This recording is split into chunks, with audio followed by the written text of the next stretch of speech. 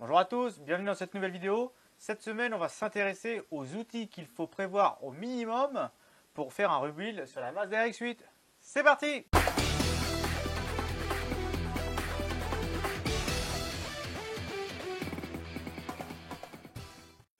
Alors évidemment, pour sortir le moteur de la bagnole, il faut un outillage minimum classique par rapport à d'autres voitures. Je veux dire par là, il faut prévoir forcément des chandelles, cric-rouleur, une chèvre évidemment. Une chèvre d'ailleurs avec un bras de levier assez long, puisque le moteur étant assez éloigné par rapport au pare-choc et dans la baie moteur, il faudra vraiment avoir un bras de levier assez long pour aller le poser tout au fond.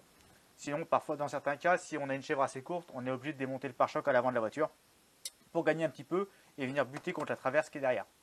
Donc voilà, ça c'est à savoir. Si vous avez un palan ou quoi, pareil, hein, ça n'a aucun problème, sachant que le moteur, il fait environ 120 kg, ce que vous avez à sortir. Donc voilà, c'est pas très lourd. Il y en a qui sont balèzes, qui le sortent sans chèvre. Bon, moi je serais incapable, hein, voilà. Mais il y en a qui y arrivent, donc voilà, mais ce qu'on peut dire sur ça, donc une fois que le moteur il est sorti, on le pose où? Voilà, la question c'est ce beau petit Renesis là, il est prêt à être démonté maintenant, mais il faut le poser sur quoi? Alors sur une palette ou quoi comme vous veut, mais c'est pas terrible pour bosser parce qu'il y a pas mal d'écrous assez serrés à débloquer. Donc je vais vous montrer mon support que moi j'ai et qui fonctionne à merveille. Donc voilà le support que j'utilise. Ça c'est un support classique que vous trouvez à une trentaine d'euros sur internet, c'est un support moteur universel. Et dessus, je suis venu fixer une plaque.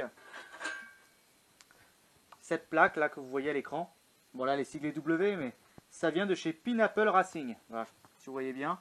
En fait voilà, c'est une plaque spéciale Rotary qui vient se prendre sur la plate avant. Alors évidemment cette plaque on peut la faire, hein. Je ne dis pas qu'il faut l'acheter à tout prix. Certains la fabriquent, mais voilà. Le moteur pesant son poids, j'ai préféré assurer le coup. Donc c'est une plaque qui vaut aux alentours de 150 euros. Qui vient se remettre sur ce support là qui est livré avec le support chinois là. Hein. Made in China, et après on peut fixer notre Rotary sur la plate avant. Ça permet ainsi de bien manœuvrer, de supporter le moteur, comme vous avez vu dans les différentes vidéos, de le faire tourner facilement si on a besoin. Ça facilite grandement le montage, honnêtement, pour retirer des pièces, pour avoir une bonne visu, pour mettre des vis, des segments, etc. C'est vraiment un bon investissement. Après, si vous faites qu'un moteur, peut-être que oui, vous pouvez trouver une idée pour essayer de le bloquer, mais encore une fois, on va y venir. Vraiment bien le maintenir pour travailler, ça a vraiment un intérêt pour faire du bon boulot. C'est pour ça que je voulais vous montrer le support. Je vous mettrai en lien dans la vidéo le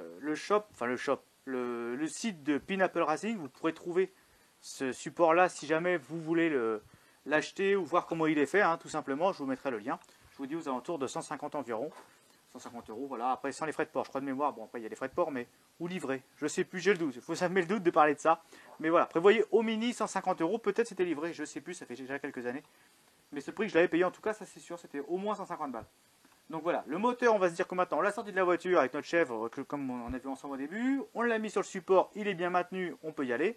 Maintenant, on va passer au déblocage des deux écrous. Pour débloquer les vis, donc écrou de 54 côté volant moteur, écrou de 19 à l'avant au centre de la poulie du moteur. Il faut empêcher impérativement le moteur de tourner et pour ça il faut un bloc volant moteur.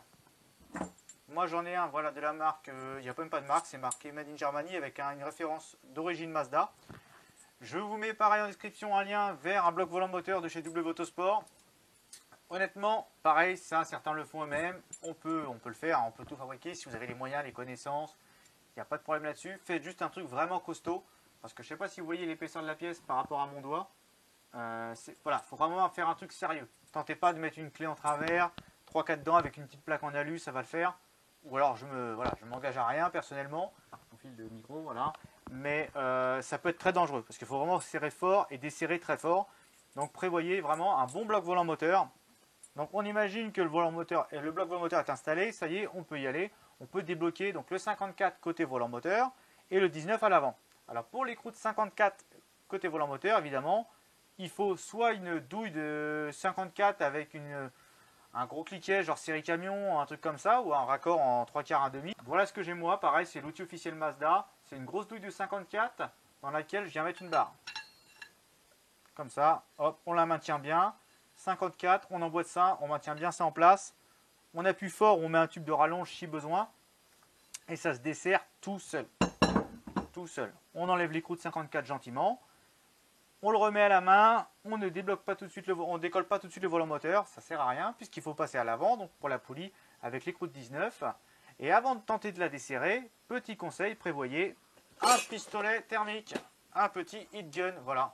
Ça c'est un truc, vous voyez, c'est de la marque, c'est encore une chinoiserie que j'ai chopé à Casto Leroy Merlin, mais ça fait largement le boulot. 1800 watts, un petit décapeur thermique. Vous mettez un coup de chauffe sur la vis donc de la poulie à l'avant du moteur, au milieu la grosse vis 19. Mettez un coup de chauffe impérativement parce que c'est une vis qui sert environ à 300 newtons, comme je vous ai dit en début. Et surtout, elle a un gros filet de colle. Et vous aurez beau mettre un coup de pistolet ou quoi, bien souvent, c'est même un pétard qui vous marque sur sa fiche technique 400 jusqu'à 400 newtons, etc., 500, ça n'y arrive pas. Chauffez d'abord vraiment la vis pendant, je sais pas, 5-10 minutes. Voilà, vous chauffez bien la vis, 5 minutes, généralement, c'est assez. Hein. Chauffez bien. Après, une douille de 19, normale, une barre avec un demi, une rallonge, et ça se dessert. Voilà, on vous remettrait de la colle, bien sûr, au montage. Mais il vous faut impérativement ça. Voilà, comme ça, vous voyez, on en est, c'est le minimum. Là, vous avez de quoi desserrer donc le 54 à l'arrière, le 19 à l'avant. Et maintenant, on peut ouvrir le bloc. Alors, pour décoller le volant moteur, bon, bah, ça, c'est rien de sorcier. Hein. Un coup de marteau, un coup de masse au milieu, bim, il se décale et après, on peut l'enlever. Pour ouvrir le moteur, il n'y a pas besoin d'outils spécifiques. C'est que du 17, du 14 et du 12. Donc, tout ça à l'intérieur, ça va bien démonter. Il n'y a pas spécialement d'outillage nécessaire. Par contre, après, on peut arriver à se poser la question comment on fait pour poser les nouveaux paliers, pour ceux qui n'ont pas vu les vidéos, changer les bearings. Alors, changer les bearings, c'est pareil. Il faut venir les mettre via des adaptateurs, que ce soit pour les gears ou les rotors. Et pareil, là, il y a un outillage spécifique que voici. Alors ça, c'est pareil, c'est du Pineapple Racing, ça vient du même shop. Je vous remets le lien en description. Vous avez deux embouts spécifiques. Le gros, là, c'est pour venir emboîter à la presse les bearings dans les rotors. Et le petit, là, c'est pour venir emboîter les bearings hop, dans les paliers. Comme vous avez vu dans les vidéos sur la chaîne, je vous mettrai des liens en description ou en haut comme d'hab. Donc voilà, ça c'est impératif. Pareil, hein, ça reste du rond. Quelqu'un qui est tourneur-fraiseur, évidemment, peut le faire. Moi, je ne suis pas tourneur-fraiseur, j'ai rien, donc j'ai préféré acheter les outils pour faire ça propre. Mais voilà, ça c'est ce qu'il vous faut pour sortir et emboîter les nouveaux paliers dans les rotors et les stationary gears. Pour mesurer les plates et le jeu à l'excentrique à la fin qui est obligatoire, ça c'est impératif. Autant les plates, en toute franchise avec vous, une plate morte ça se voit direct. Des plates en bon état, généralement on peut les envoyer en contrôle, etc. Mais bien souvent, si le moteur tourne encore quand il est ouvert, le problème vient plus des housings, des gorges de rotor, etc. que des plates. Ça arrive que les plates mangent, hein, mais généralement quand elles ont mangé, c'est que le moteur là vraiment limite le rebut ne sert à rien. Et pour contrôler tout ça, donc que ce soit les plates ou le jeu excentrique à la fin du remontage, un petit comparateur aimanté, ça coûte pas très cher honnêtement. Et avec ça, ben voilà, vous mesurez votre jeu à l'excentrique à la fin. Vous mesurez vos plates à 2-3 endroits, voir si la différence de tolérance elle est encore dans les codes Mazda, et vous êtes tranquille. Il vous faudra forcément un centreur d'embrayage. Bon alors celui-là c'est le centreur officiel Mazda, c'est pareil que le reste des outils couleur cuivre là. Chez Compétition Clutch, dans l'embrayage, comme d'ailleurs bien souvent dans les marques d'embrayage, ils vous fournissent un petit centreur en plastique qui va bien. Mais bon voilà, ça c'est celui-là qui est donné chez Mazda, donc il est comme ça. Pour le remontage, qu'est-ce qu'il faut prévoir? Eh bien, il faut prévoir de la clé dynamométrique, ça c'est impératif pour les serrages. Vous aurez des gros serrages à faire. Alors, comme je vous disais, la vis à l'avant de la poulie c'est 300 newtons, 300 newtons, pas minimum, non, c'est 300 newtons. La vis du volant moteur de 54 c'est serré entre 400 et 450 au moins, parce que je crois que c'est jusqu'à 490 de tête. Donc, de 390 à 490. Donc, visez 400-450. Donc, il vous faudra de la bonne clé dynamo. Et après tous les serrages, généralement sur le bloc, c'est entre 20 et 40-50 newtons. Donc de la bonne clé dynamo, c'est impératif. Vraiment, faites pas n'importe quoi. Pensez pas, j'ai serré assez fort, ça va tenir. Ça joue, par exemple, la vis 19 à l'avant, elle joue sur le jeu excentrique. Donc une vis mal serrée, et bien forcément, ça peut jouer sur le jeu et lui faire des paliers. Le volant moteur, c'est pareil, il faut qu'il soit bien maintenu, c'est impératif pour supporter tout ça. Donc voilà, vraiment, et même les vis, pour quand on remonte la plate à l'arrière pour fermer le bloc, qu'on serre à une 30-35 newtons de tête, voilà, on les serre en croix, et le serrage est important pour pas trop écraser les pièces, les joints d'eau, etc. Donc faites tout avec les dynamos. Pour certains, ça paraît un peu trop sérieux, peut-être, parce que j'en vois faire ça cliquer et dire que ça marche. Chacun fait ce qu'il veut, mais voilà, aujourd'hui, on a la chance avec Internet de pouvoir avoir accès à la doc de la RX8 complète, avec tous les serrages Mazda officiels. On a des outils, je dis pas qu'il faut acheter que de la marque forcément, mais on peut avoir des outils de très bonne qualité à des prix objectivement abordables. Donc voilà, autant faire du bon boulot, serrer tout ça comme Mazda l'indique, et puis vous aurez logiquement, si vous êtes bien doué, pas de problème. Je finirai par l'outil pour tailler les sides, comme j'en avais parlé dans la vidéo lors du rebuild de la Mazda RX-R3. Les sides, on les taille avec une pierre, alors soit une petite pierre comme pour faire les couteaux, vous savez c'est les petites pierres rectangulaires, là on vient tailler, on vient aiguiser dessus, ça se vend partout, sur eBay, sur Amazon, on trouve partout sur internet, on met un peu d'huile et puis on aiguise son side. Soit on achète un side de la longueur Mazda donnée. Moi je le fais, je prends les kits Atkins avec les sides à tailler, je vous ai déjà dit ça a beaucoup plus d'avantages, on peut vraiment approcher le side à la limite, gagner en compression. Et du coup je taille ça sur un petit touret qui fait très bien le travail, ça vaut 15 balles je crois, ça chez Casto pareil. On prend ça, un petit peu d'huile, on prend son side, on mesure sa cote, et puis à la fin on affine son side avec du papier 1000 tranquillou avec de l'huile sur l'établi, et ça fait le taf. Honnêtement ça fait voilà, plusieurs moteurs que je fais avec cette technique là, et ça marche très bien. Donc c'est ce que je vous recommande de faire, c'est le plus simple, allez doucement si ce n'est pas des sides cryo.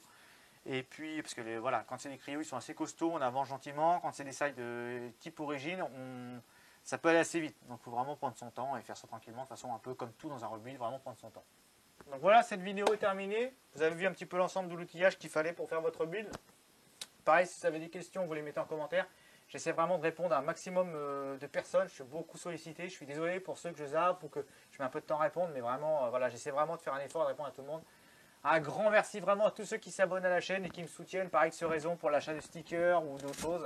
Ça fait vraiment plaisir, honnêtement. On est plus de 800, on va arriver bientôt, on est plus de 850 même, abonnés sur la chaîne. Donc c'est vraiment cool de voir toutes ces personnes qui aiment le Rotary, notamment les RX-8. C'est une voiture vraiment qui a une mauvaise réputation et maintenant, voir autant de gens qui commencent à s'y intéresser avec un peu de positif, honnêtement, ça me fait vraiment plaisir. Donc je suis vraiment content, vraiment content. Et je vous dis à bientôt dans les prochaines vidéos, comme d'habitude, et toutes les rubriques, Rotary Tech, Culture 8, etc. Ciao!